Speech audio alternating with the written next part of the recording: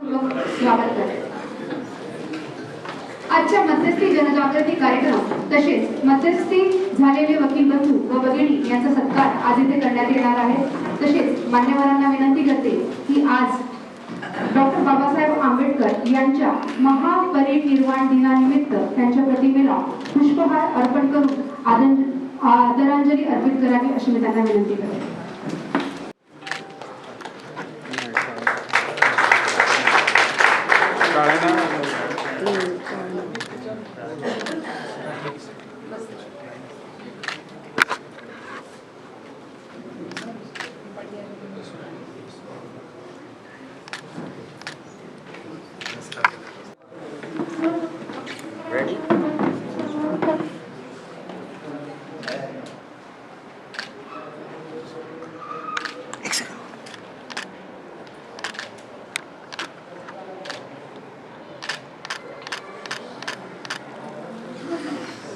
यांचं स्वागत अध्यक्ष टीका मॅडम यांनी करावं अशी मी त्यांना विनंती करते।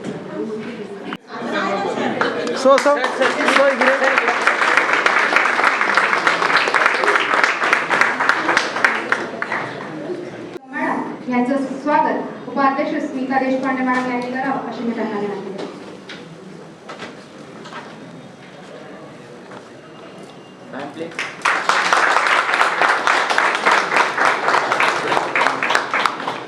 धन्यवाद। पुढील प्रस्ताविकेसाठी माननीय न्यायाधीश ठाकूर साहेब यांना विनंती करते की त्यांनी प्रस्तावित करावे। राज्यघटनेचे शिल्पकार डॉक्टर बाबासाहेब आंबेडकर यांना सर्वप्रथम विनम्र अभिवादन करते। व्यासपीठावर उपस्थित असलेले कौटुंबिक न्यायालयाचे प्रमुख न्यायाधीश श्री रुक्मे साहेब, आजचे प्रमुख वक्ता श्रीमती रेवती देशपांडे मॅडम, सचिव जिल्हा विधी सेवा प्राधिकरण तसेच वकील संघाच्या अध्यक्षा कल्पना निकम मॅडम, त्यांचे सर्व सहकारी, उपस्थित विधिज्ञ, मॅरेज काउन्सिलर आणि पक्षकार तसंच कर्मचारी, सर्वप्रथम आपल्या सर्वांचं मी या ठिकाणी स्वागत करते। आपण आजचा हा कार्यक्रम माननीय उच्च न्यायालयाच्या आदेशान्वये मध्यस्थी जनजागृतीसाठी घेतलेला आहे। फॅमिली कोर्टात विशेषतः मध्यस्थीची संकल्पना ही अत्यंत यशस्वी ठरली आहे असं म्हटलं तर वावगं ठरणार नाही। कारण 2021 पासून जर आपण आढावा घेतला तर 2021 साली आपण मध्यस्थी करता 350 प्रकरणे पाठवली होती, त्यापैकी 210 प्रकरणे ही 2022 ला 659, त्याच्यापैकी 406 प्रकरणे ही यशस्वी झालेली आहेत। 2023 साली 634 पाठवण्यात आली होती, त्यापैकी 435 आणि 2024 साली 498 पैकी 347 प्रकरणे ही यशस्वी झालेली आहेत। यावर्षी नोव्हेंबर पर्यंत आपण एकूण 625 प्रकरणे पाठवली, त्यापैकी 296 प्रकरणे ही यशस्वी झाली आहेत। आजही काही प्रकरणे ही यशस्वी होण्याच्या मार्गावर प्रलंबित आहेत। थोडा जो काही डिफरन्स येतो आहे तो आमचे मध्यस्थी हे चांगल्या प्रकारे त्यांना कन्व्हिन्स करण्याचा प्रयत्न करत आहेत आणि हे मेडिएशन फॉर द नेशन यामुळे म्हणजे 1 जुलै ते 30 सप्टेंबर या दरम्यान जे आपण पाठवलं 331 प्रकरणं पाठवली होती, त्यापैकी 133 ही सेटल झालेली आहे आणि आपली मध्यस्थी हे चांगल्या प्रकारे काम करतील याबद्दल दुमत नाहीच आहे। आणि विशेषतः आता फॅमिली कोर्टानं पुढाकार घेऊन या ठिकाणी अनेक मेडिएटरला ट्रेनिंग दिलेली आहे, त्यामुळे हा सक्सेस रेशो पुढे आणखी होणार आहे असं आपण या ठिकाणी आपल्या सर्वांचं स्वागत करून मी प्रास्ताविकवर माझे भाषण संपवते। धन्यवाद सर। पुढील मध्यस्थी यांचा सत्कार करण्यासाठी मी माननीय न्यायाधीश रुक्मे साहेब यांना विनंती करेन की त्यांनी ॲडव्होकेट हाफिजा मुल्ला यांचा सत्कार करावा। मॅम मॅम मॅम त्या साईडला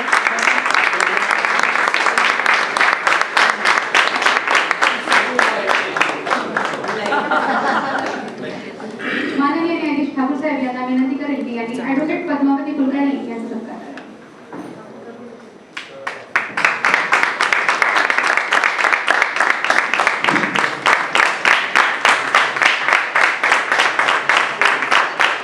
मॅम इकडे.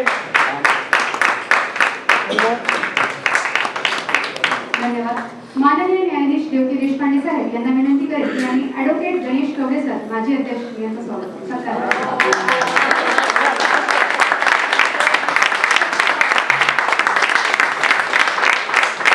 So Ganesh sir.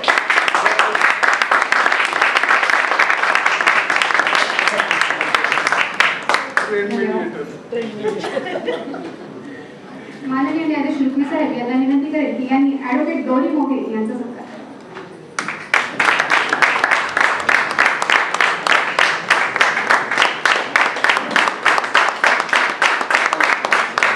मॅम थोडंसं मागे. धन्यवाद. माननीय न्यायाधीश ठाकूर साहेब यांना विनंती करेल की यांनी ॲडव्होकेट कविता दंडवते यांचा सत्कार.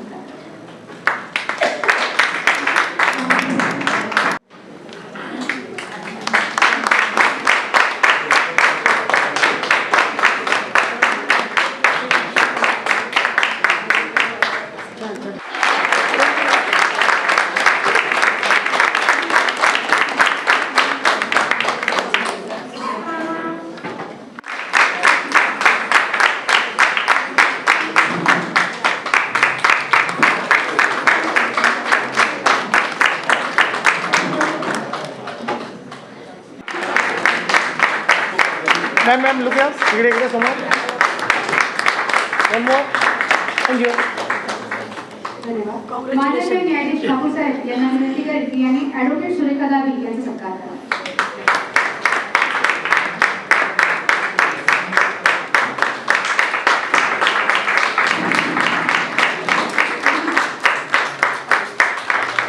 One more ma'am. थँक्यू. धन्यवाद. माननीय न्यायाधीश देवती देशपांडे साहेब यांना विनंती करेल की यांनी ॲडव्होकेट रुपाली पुणेकर यांचा सत्कार करावा.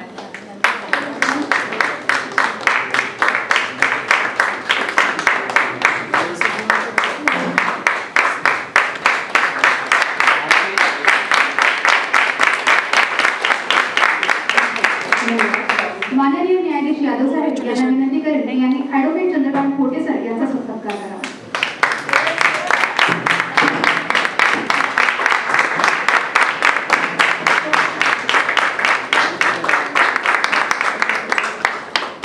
सो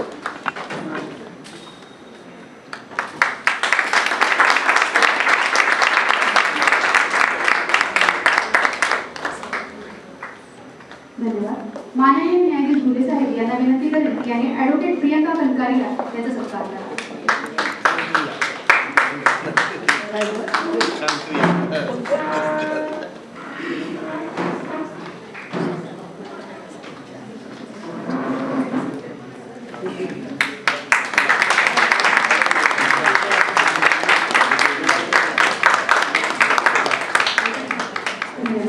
माननीय न्यायाधीश रुक्मी साहेब यांना विनंती करेल की यांनी ॲडव्होकेट शर्मिक फडके यांचा सत्कार करावा.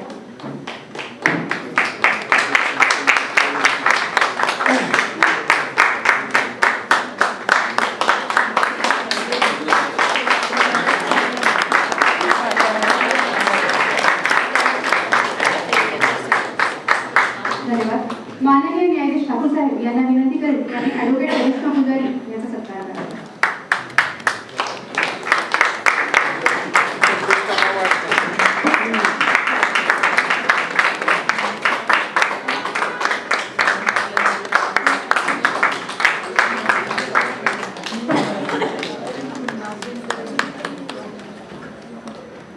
मॅम लुक या.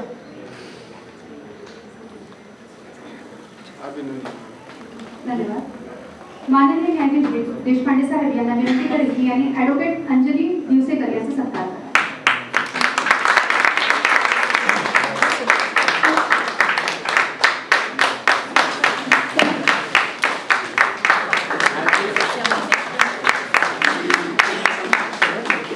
धन्यवाद. माननीय न्यायाधीश यादव साहेब यांना विनंती करेल की यांनी ॲडव्होकेट रेवती रायकर यांचा सत्कार करावा.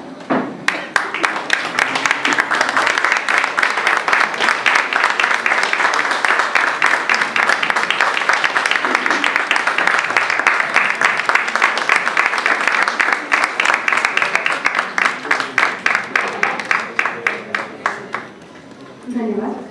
माननीय न्यायाधीश घुले साहेब यांना विनंती करेल की यांनी ॲडव्होकेट अरुंधती मांडलिक यांचा सत्कार करा.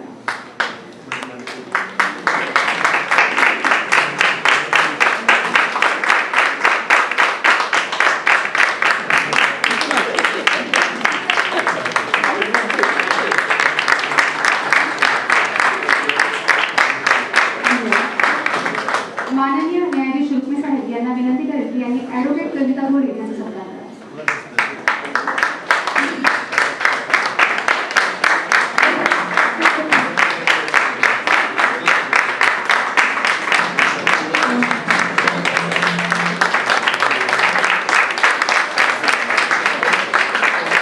धन्यवाद.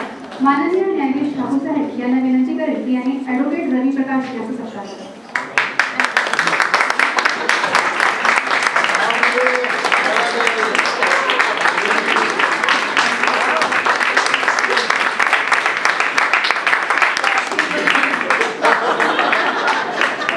धन्यवाद. ॲडव्होकेट योगेश सुरेकर यांचा सत्कार माननीय न्यायाधीश देशपांडे साहेब यांनी करावा अशी मी त्यांना विनंती.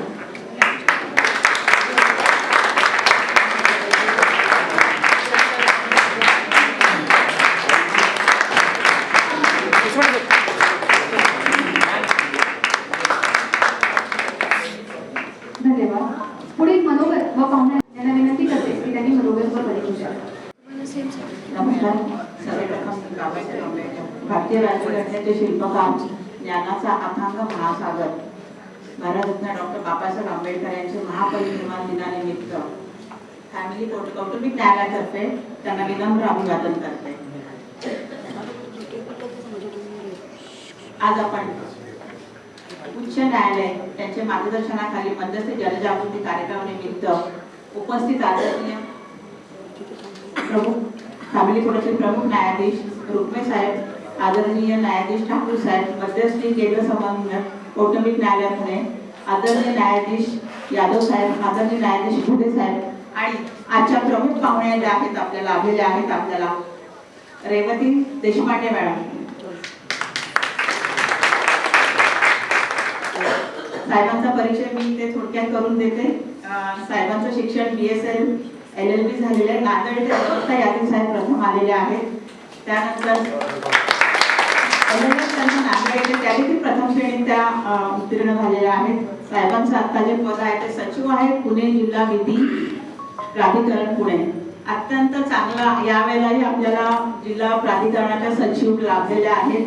साहेबांचा अनुभव 2009 मध्ये साहेबांनी न्यायसेवेमध्ये त्या रुजू झालेल्या आहेत.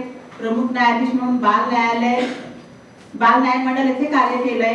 2019 पासून सिव्हिल जज सिनियर डिव्हिजन देखील त्यांनी काम केलेलं आहे. जून 2022 ते ऑगस्ट 2022 ला लोकपाल न्यायालय मुंबई येथे कार्यरत होत्या. त्यानंतर 2022 ते 2025 या काळात गलिच्छ वस्ती न्यायाधिकरण मुंबई येथे आपले कार्यक्षेत्र येथे देखील त्या कार्यरत होता. आणि त्यानंतर जून 2025 ते नोव्हेंबर 2025 मध्ये दिवाणी न्यायाधीश वरिष्ठ सर म्हणून कार्य केलेले आहे. आणि आता साहेब आपल्याकडे सचिव जिल्हा विधी सेवा प्राधिकरण पुणे येथे कार्यरत आहेत.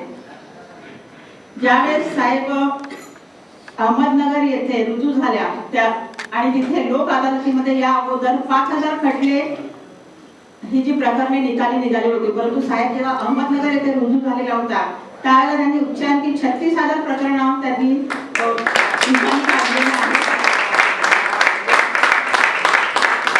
अत्यंत चांगलं काम त्यांनी ठसा तिकडे देखील रुजवलेला होता. त्यानंतर लैंगिक अत्याचारग्रस्त महिलांकरता मनोधैर्य योजना ही आपल्याला सगळ्यांना माहिती असेल.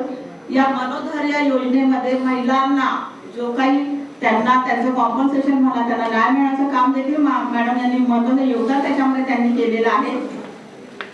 स्त्री सक्षमीकरणासाठी न्यायाधीश म्हणून त्यांचं उल्लेखनीय कार्य आहे. शिस्तप्रिय करारी व निपक्षपाती न्यायाधीश म्हणून त्यांचा नावलौकिक जिल्हा विधी न्याय प्राधिकरण अहमदनगर येथे देखील आहे. तर मी साहेबांनी आज अशा आपल्याला वक्त्या ज्या लाभलेल्या आहेत मी साहेबांना यापुढे पुण्यामध्ये काम करताना शुभेच्छा देते. आणि त्याचप्रमाणे आज आपल्या पहिल्यांदा जेव्हा मेडिटेशनचा प्रोग्राम आम्ही मागच्या महिन्यात आपण घेतलेला होता त्यावेळेला ज्या 22 जणांचे साहेब आम्ही सत्कार देतात 42 जणांचं याच्यामध्ये मेडिटेशन ट्रेनिंग प्रोग्राम त्याच हॉलमध्ये झालेलं होतं. सलग 5 दिवस चाललेलं होतं. त्यामुळे जे 22 जण होते त्यांना आज आपण सर्व ऑनरेबल जजेसच्या हातून सत्कार केलेला आहे. तर भविष्यात देखील आम्ही आपल्याला विनंती करू की अजून आमच्या फॅमिली कोर्टातले जास्तीत जास्त वकील मेडिएटर म्हणून पुढे येतील आणि चांगलं काम करतील, ज्याबद्दल मी आपल्याबद्दल खूप आशादायी आहे. मध्यस्थ ही काळाची गरज आहे आणि त्या अनुषंगाने आता आपण कौटुंबिक न्यायालय येथे हॉलमध्ये हा कार्यक्रम घेत आहोत. सर्व जे नवीन मध्यस्थी आज या ठिकाणी झालेले आहेत त्यांना मी पुढील कार्याकरता त्यांच्या हातून चांगले मध्यस्थीचे कार्य घडो अशी शुभेच्छा व्यक्त करते आणि माझं मनोगत संपवते.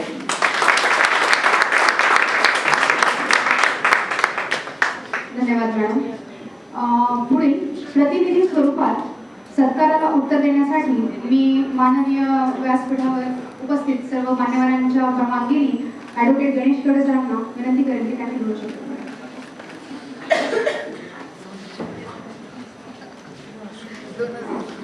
नमस्कार. बाबासाहेब डॉक्टर बाबासाहेब आंबेडकर यांना विनम्र अभिवादन आणि व्यासपीठावरील सर्व आदरणीय व्यक्ती, सर्व आदरणीय न्यायाधीश आणि उपस्थित सर्व ट्रेनर मेडिएटर.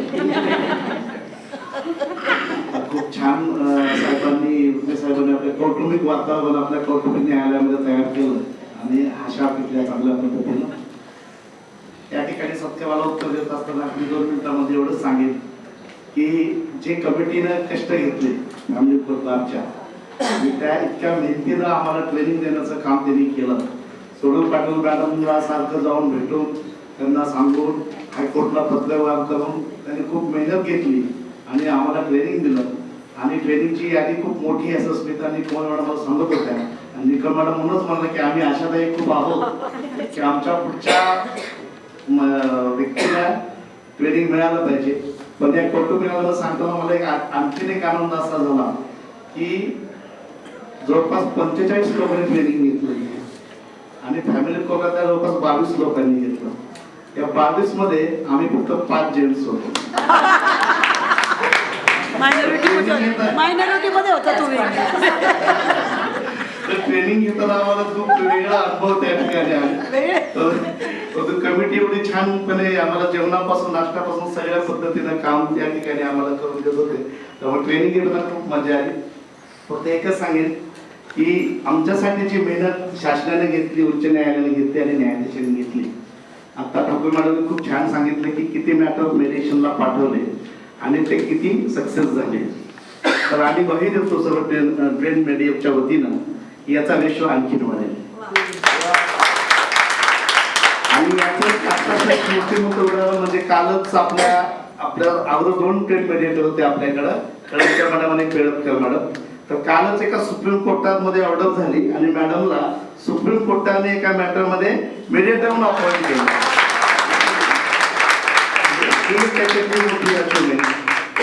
जास्त वेळ घेणं प्रमुख पाहुणे आपल्याकडे आले नाहीत. सोनल पाटील पहिलाच त्यांचं बहुतेक या ठिकाणी कार्यक्रम असेल. मी कौटुंबिक न्यायालयाच्या आमचे ट्रेन मेडिएटर जे आहेत त्यांच्या वतीनं पुनश्च एकदा मॅडमचं स्वागत करतो या ठिकाणी आणि ग्वाही देतो की आम्ही खूप आणि चांगल्या पद्धतीनं मेडिएशनचं काम पूर्ण करू आणि ज्या पद्धतीनं मॉडेल कोर्ट म्हणून आपल्या कौटुंबिक न्यायालयाचं नाव भारतामध्ये घेतलं जातं तसं खूप चांगले मेडिएटर पण तिथं आहेत असंही नाव घेतील अशी ग्वाही देतो आणि थांबतो. थँक्यू.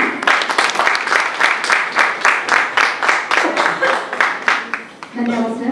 आजचे प्रमुख वक्ते माननीय न्यायाधीश देवती देशपांडे साहेब, सचिव जिल्हा विधी सेवा प्राधिकरण पुणे यांना विनंती करेन की यांनी आमचे मार्गदर्शन करावे. धन्यवाद.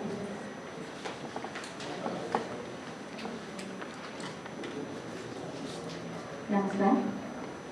सर्वप्रथम भारतरत्न डॉक्टर बाबासाहेब आंबेडकर यांच्या स्मृतीस अभिवादन करून मी आजच्या कार्यक्रमाचे आपले जे भाषण सुरू केले आणि खऱ्या अर्थाने आज आपण जो कार्यक्रम आयोजित केला आहे आणि मध्यस्थीचा सत्कार केला आहे, आपण जे पुढे त्यांच्या मध्यस्थीच्या प्रक्रियेस आपण सुरुवात केलेली आहे ती खऱ्या अर्थाने आंबेडकर साहेबांना श्रद्धांजली होईल असं दिसतंय. त्यामुळे सर्वप्रथम मी आपल्याला अभिनंदन करते.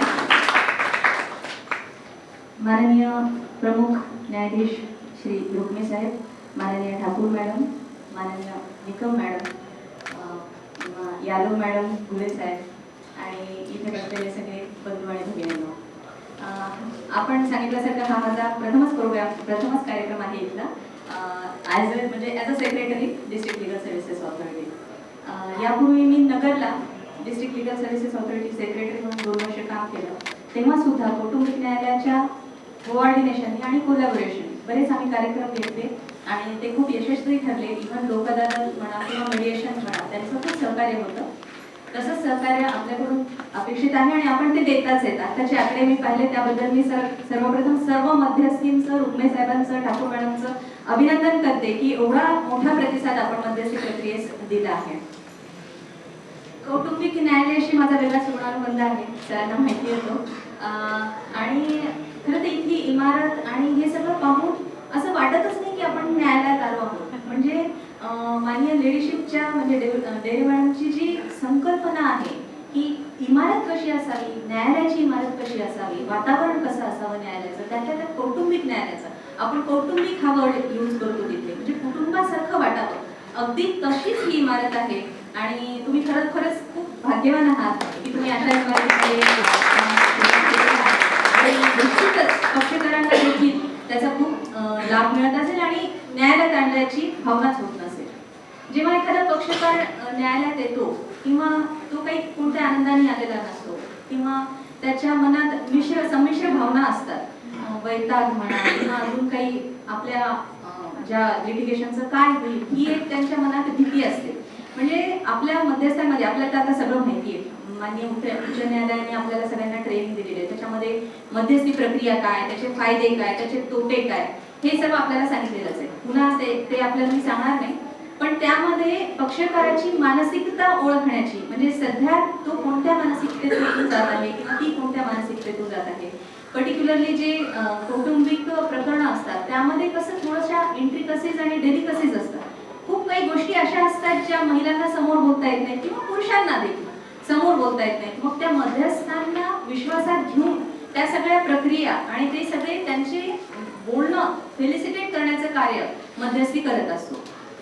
आपल्याला माननीय उच्च न्यायालयाच्या जेव्हा ट्रेनिंग दिली होती तेव्हा आपल्याला सांगण्यात आलंच असेल कदाचित, किंवा जे मालसाचे डेप्युटी सेक्रेटरी आहेत माननीय कुंभोजकर साहेब किंवा जे आपले मास्टर ट्रेनर्स आहेत त्यांनी आपल्याला कल्पना दिलेलीच असेल की आपण पक्षकारांना नाही तू असं कर किंवा एखादा ऍडवाइस देणे किंवा एखादा सल्ला देणे टाळलं पाहिजे, की जेणेकरून त्यांनी म्हणजे त्यांना आपण सल्ला नाही द्यायचा की तुम्ही असं करा किंवा तुम्ही हे करा, तुम्ही नांदायला जा, किंवा त्यांना त्या निर्णयापर्यंत आपल्याला पोहोचवायचंय, फेसिलिटेट करायचं त्यांना आणि त्यांना त्या निर्णयापर्यंत आणून आपल्याला सोडायचंय. फक्त दिशा दाखवायची मध्यस्थींना.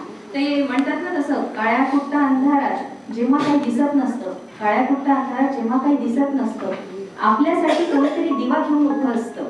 आपण ठरवायचं आता की काळ्या कुट्टा अंधारात रडत बसायचं की प्रकाशात उडायचं, सांगा कसं जगायचं, कणत की गाणं म्हणत.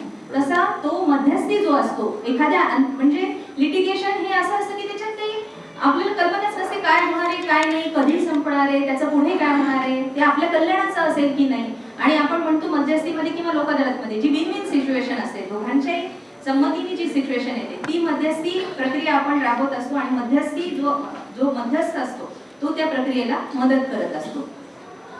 आता मी सगळ्यांचं खरं तर इथे धन्यवाद मानते की बार असोसिएशन आणि सरांनी या कार्यक्रमाला मला बोलवलं इथे आणि त्याबद्दल मी त्यांचे धन्यवाद म्हणते. खरं तर बार आणि बेंच हे जे असे आहेत आपण म्हणतो ते एका रथाची 2 चाकं आहेत आणि त्यांना सोबतच चालायचे. म्हणजे जिल्हा विधी सेवा प्राधिकरणाची सचिव म्हणून मी माननीय महेंद्र महाजन साहेब प्रमुख जिल्हा व सत्र न्यायाधीश यांच्या मार्गदर्शनाखाली इथे कामाला सुरुवात करत आहे. तरी मी आपलं म्हणजे कोऑपरेशन आणि सपोर्ट आपलं जे आहे त्याबद्दल मी आपल्याकडून अपेक्षा व्यक्त करते आणि निश्चितच आपण मला तसं कोऑपरेशन द्या, सहकार्य कराल याची मला निश्चितच खात्री आहे. कौटुंबिक न्यायालयात काम करताना आपल्याला बऱ्याच अडचणी येत असतील किंवा मध्यस्थी करताना पण बऱ्याच अडचणी येतात. आपल्यापैकी ह्या आताच्या ज्या 5 ऑक्टोबर रोजी झालेल्या मेडिएशन कॉन्फरन्ससाठी कोणी होतं की नाही मला त्याची कल्पना नाही, परंतु तिथे एक डॉक्युमेंटरी दाखवण्यात आली, ती मेडिएशन अँड मेडिटेशन. म्हणजे ती एक छान नवीन डॉक्युमेंटरी रिलीज केली माननीय लेडीशिपच्या हस्ते, की त्या डॉक्युमेंटरीमध्ये असं म्हटलं की जेव्हा 2 पक्षकार येतात. आपण काय म्हणतो की काही लोक मग त्याच्यामध्ये असं सांगितलं की तुम्ही मेडिटेशन करा, त्यांना सुद्धा मेडिटेशन करायला सांगा आणि ते आपण नक्की पहा. कदाचित मी सर्क्युलेट करेन ती डॉक्युमेंटरी जी आहे मेडिटेशन आणि मेडिटेशन असेल ती अवेलेबल, मी नक्कीच आपल्याला सर्क्युलेट करेन. त्याची खूप आपल्याला मध्यस्थी प्रक्रियेमध्ये खूप त्याची मदत होईल. त्यानंतर जे आपले ट्रेनर्स आहेत आपल्याला त्यांनी सांगितलं असेल की एक जजमेंट आहे सगळ्यात महत्त्वाचं, कोणतं आपल्याला माहीत असेल मध्यस्थी प्रक्रियेमध्ये ॲडव्हान्स जजमेंट. ते जजमेंट वाचा, तुम्हाला काहीही बघायची गरज नाही. ते जजमेंट तुम्हाला तोंडपाठच असलं पाहिजे. मध्यस्थीचं जजमेंट म्हणजे कोणतं तर ॲडव्हान्स, ते वाचलं की म्हणजे तुम्हाला कोणाला काही विचारायची गरज नाही. त्याच्यामध्ये इतकं सुंदर निर्णय दिलेला आहे, म्हणजे पूर्ण त्याचं प्रक्रिया आणि कशी असावी, आयडियल्स कसे असावे, त्याचे मार्गदर्शन कसं असावं किंवा ती प्रक्रिया कशी राबवावी याच्याबद्दल खूप चांगलं मार्गदर्शन केलेलं आहे. तर मी आपल्याला म्हणजे आपल्याला सांगितलंच असेल. त्यानंतर माणसाचं एक बुक आहे मध्यस्थी बद्दलचं एक हँडबुक म्हणून त्यांनी पब्लिश केलेलं आहे. आपल्याकडे DLSA पण त्याची कॉपी आहे. त्याच्यामध्ये CPC ADR रूल्स काही दिलेले आहेत. तर ते सुद्धा थोडंसं मध्यस्थीच्या बाबतीत आपण जेव्हा कार्य सुरू करता आहात आपण तेव्हा आपण एकदा पाहून घ्या. आणि आपल्या सगळ्यांना तर शुभेच्छा आहेतच आणि आपण चांगलं काम कराल रुक्मिणी साहेबांच्या अध्यक्षतेखाली, त्याचं मला आहेच म्हणजे कल्पना आहेच त्याची. आणि इथे आता सचिव म्हणून काम करत असताना बऱ्याच अडचणी जजेसला सुद्धा येतात. म्हणजे आपण पाहतो की आपण म्हणतो म्हणजे सेक्रेटरी म्हणतो की मॅटर्स ठेवा किंवा हे करा ते करा, म्हणजे एवढे मॅटर्स डिस्पोज ऑफ करा किंवा काय करा, पण जजेसना काय अडचणी असतात त्या सुद्धा बघायला हव्या. म्हणजे फॉर्च्युनेटली मला इथे ज्युडिशियल वर्क म्हणून काम करायची पण संधी मिळाली, त्यामुळे मी 6 महिने ज्युडिशियल वर्क केलं आणि त्याच्यातून सुद्धा मला आपल्या काही अडचणी समजल्या की काय अडचणी येतात. किंवा कौटुंबिक न्यायालयाचं मेडिएशन करताना म्हणजे I am also trade mediator, तर त्याच्यामध्ये मेडिएशन करताना काय अडचणी येतात तर त्या सुद्धा आपल्याला म्हणजे त्याचा अनुभव असल्यामुळे आपल्याला जे काही सहकार्य लागेल DLSA कडून ते सुद्धा आम्ही देऊ. आणि मॅडम आपण जशी अपेक्षा व्यक्त केली त्याच्या मी माननीय उच्च न्यायालयाच्या परवानगीने आपल्या सगळ्यांना गुड न्यूज देते की आपण लवकरच अजून मध्यस्थ भरणार आहोत आणि लवकरच सर्वांनी त्या प्रक्रियेमध्ये देखील उत्स्फूर्तपणे सहभाग नोंदवावा जसा आपण नोंदवला आता आणि त्यामध्ये सुद्धा देखील नोंदवावा. त्याची लवकरच आपण सूचना आणि जे काही गाईडलाईन्स येतील ते आपण जाहीर करू.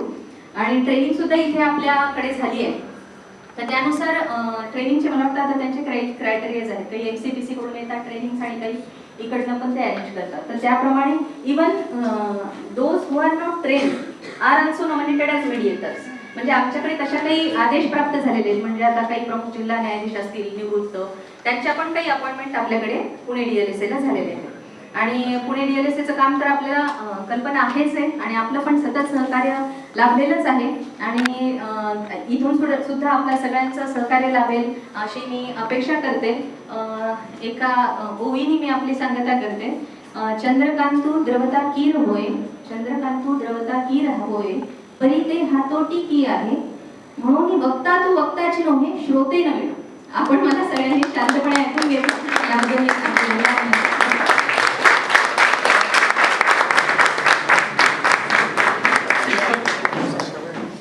धन्यवाद साहेब. पुढील अध्यक्षीय भाषणासाठी माननीय न्यायाधीश रुक्मिणी साहेब यांना विनंती करते.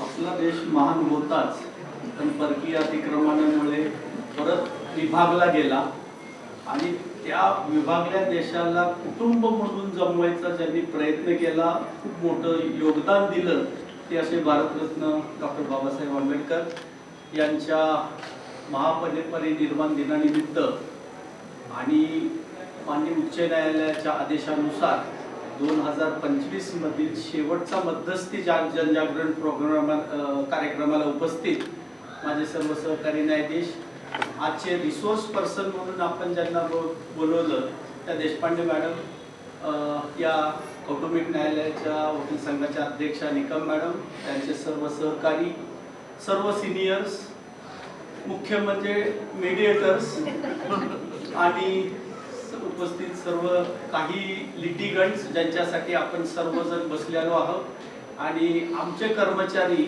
जे आमच्या न्यायालयाची प्रतिमा बाहेर सांगणार आहेत तेही महत्त्वाचे घटक आहेत. सर्वप्रथम आज मध्यस्थी जनजागरण कार्यक्रमाला रिसोर्स पर्सन म्हणून देशपांडे मॅडम इथं आल्या, त्यांचं मी परत एकदा स्वागत करतो.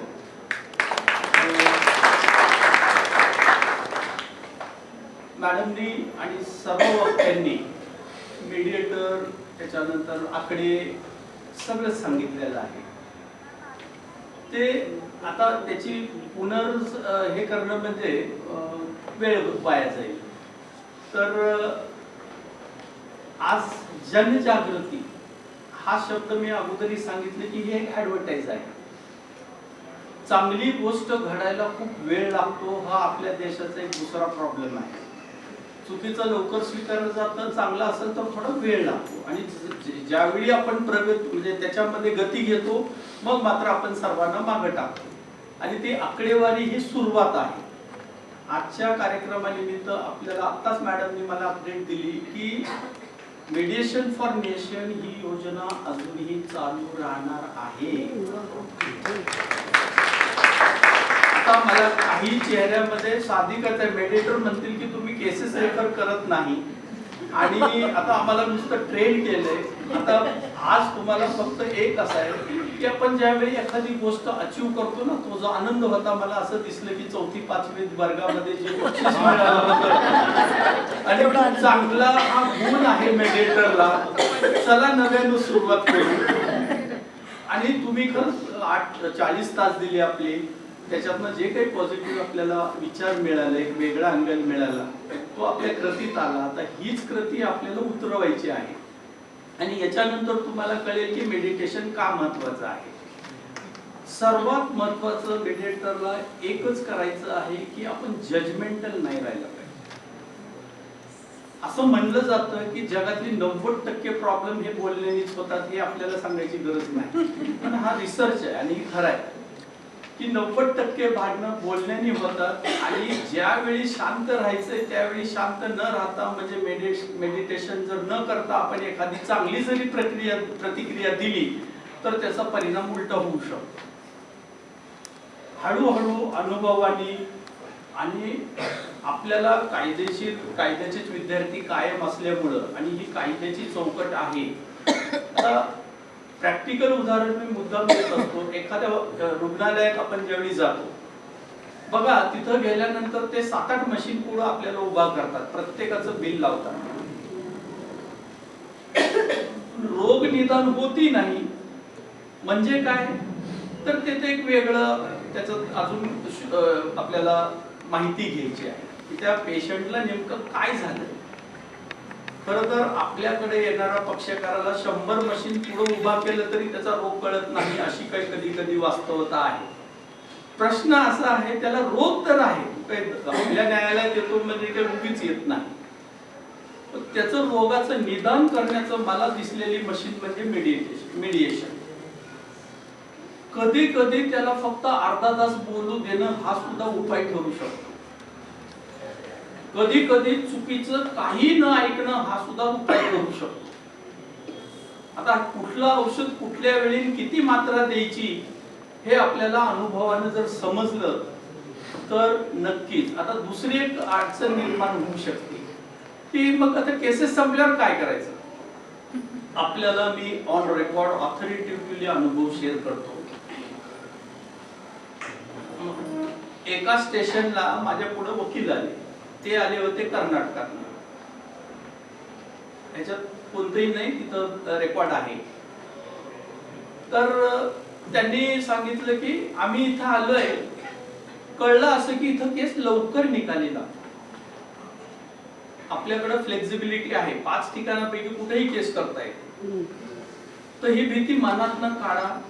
आपल्याकडं लवकर होतं हे जर मेसेज गेला तर 100% 5 पट काम वाढू शकतं. हे डेटा स्टॅटिस्टिक्स आहे. दोन्ही चिंता सोडा की मेडिएशनने काय होतं किंवा आपल्या लोक अदालतने काय होतं, तर मी सांगतो काम वाढतं. हे सर्व प्रक्रिया आहे ते न्याय संस्थेवर आपल्याला लोकांचा विश्वास जर वाढला तर इथं कोणीही रिकामं राहणार नाही. इतके लोकांचे प्रश्न आहेत, गैरसमज त्यांच्या मनात इतके गेलेले आहेत आपल्याबद्दल की काही होत नाही तिथं तारीख तरी मिळते नाही तर पैसे तरी जातात. हे दोन्ही समस्यांचे ठाम चुकीचे आहेत हे आपण स्वाभिमानाने अभिमानाने सांगू शकतो. जर आपण तसा प्रयत्न सर्वांनी केला तर. अजून एक महत्वाचं असं आहे की न्याय ही संकल्पना आमचा कॉपीराइट नाहीये, ही कलेक्टिव्ह रिस्पॉन्सिबिलिटी आहे. हे संघटित जबाबदारी आहे आपल्या सर्वांवरती की दैनंदिन प्रक्रियेमध्ये जे जे कायदेशीर टूल आहेत त्याचा योग्य वापर जर केला तर त्या पक्षकाराला बरं. आता हे सेटलमेंट हा शब्दच वापरू नये असं माझं स्पष्ट मत आहे. सेटलमेंट शब्दाने खूप बदनामी पसरली.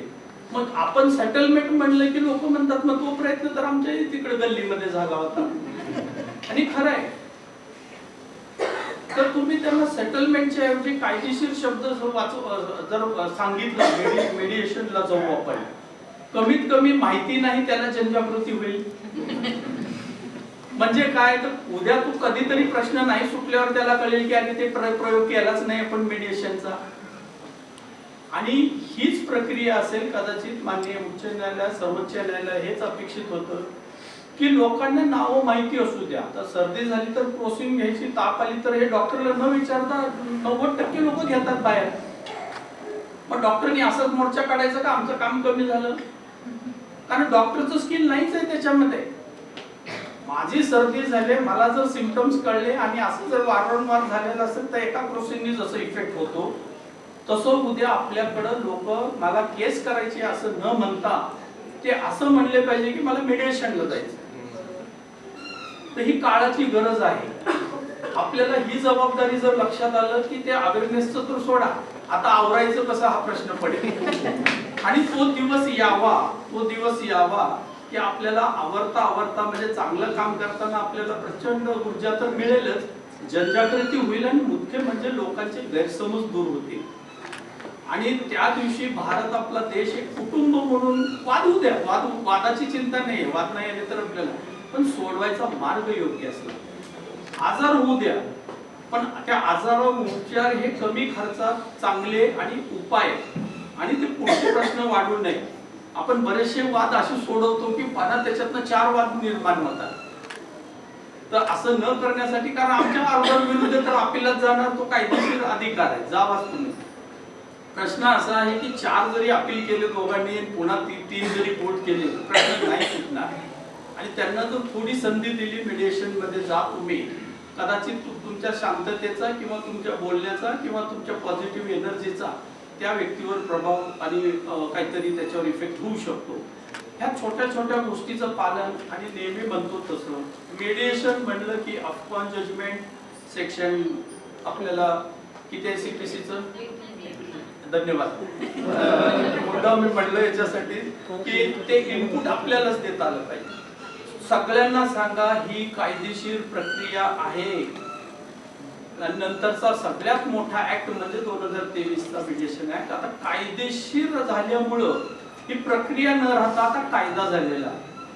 आणि या सर्व गोष्टीचा आपण जोपर्यंत समाजापर्यंत आणि आम्ही न्यायाधीशांनी कॉम्पिटंट केस जर रेफर नाही केली आणि कितीही पानाचं निकाल दिलं तर तो खरं तर काही शून्य अर्थशून्य होईल. तो जी केस जी गोष्ट ते दोघं एकमेकाला देऊ शकतात ते जगात तिसरा माणूस देऊ शकत नाही. आणि त्यांना कमीत कमी ही संधी आणि फोरम जर उपलब्ध करून दिलो आपण मेडिएशन मार्फत, आता संख्या वाढते, त्यांना रेफर करणंही आमचं काम आहे. खरं तर स्टॅटिस्टिक्स आपोआप ते रिफ्लेक्ट होईल उद्या.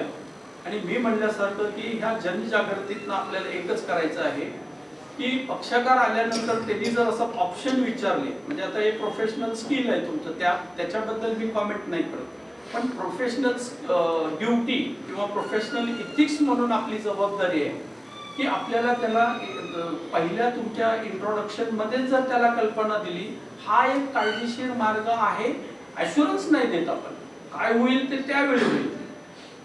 केस दाखल करणे, मेडिएशन, लोक अदालत आणि हे अशा गोष्टी आहेत, हे कायदेशीर गोष्टी आहेत. त्याच्यातला एक मार्ग आपण निवडू शकतो. Of course we have to take that litigant in to confidence and he should be educated. आणि ती त्यांना आपल्याला एज्युकेट करण्याचं जर काम केलं तर मी सांगतो आपलं प्रोफेशनल ड्युटी सुद्धा योग्य रीतीने होती आणि मग गैरसमज कोणाच्याही मनात राहत नाही. त्याच्यामुळं आजच्या या जनजागृती कार्यक्रमास आपण सर्वांनी उपस्थित राहून या कार्यक्रमाची शोभा वाढवली त्याबद्दल आपले आभार. जय हिंद.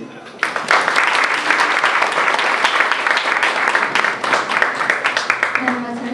पुढील आभार प्रदर्शनासाठी मी ॲडव्होकेट संभाजी पांचाळ यांना विनंती करते की त्यांनी आभार प्रदर्शन करावे. मध्यस्थी जनजागृती कार्यक्रमात उपस्थित आदरणीय प्रमुख न्यायाधीश रुक्मे साहेब, आमचे कुटुंब प्रमुख, तसेच आदरणीय ठाकूर मॅडम, आदरणीय योगी देशपांडे मॅडम, जिल्हा विधी सहकाधिकरणाचे सचिव, आदरणीय पोलीस साहेब, आदरणीय यादव साहेब, आदरणीय अध्यक्षा निकम मॅडम आणि सर्व काउन्सिलर, सर्व वकील बांधव आणि जे 45 मीडिएटर आणि ते दीपस्तंभ आहेत. मॅडमच्या भाषणातून वक्तृत्वातून ते जाणून आलं. काळ्या मोठ्या अंधारामध्ये एक मीडिएटर म्हणजे एक दीपस्तंभ आहे. तशा पद्धतीचे आपण मागच्या महिन्यामध्ये 45 दीपस्तंभ उभे केले आणि त्यांना आज तुमच्या सर्वांच्या हस्ते सन्मान झाला त्यांचा. तर हे दीपस्तंभ समाजामध्ये समोपचाराचा प्रकाश टाकण्यासाठी काम करतील अशा कमिटीच्या वतीने सर्वांच्या वतीने अपेक्षा व्यक्त करतो आणि सर्वांचे ऋण व्यक्त करतो, आभार व्यक्त करतो. आदरणीय अध्यक्षांच्या वतीने कार्यक्रम संपला असं येतो.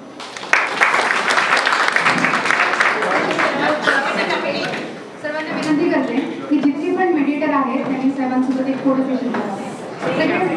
ट्रेन मीडिएटर बावीस लोक जे आहेत. रेडी? Smile please. इकडे समोर बघ. Once more. One more. One मोर.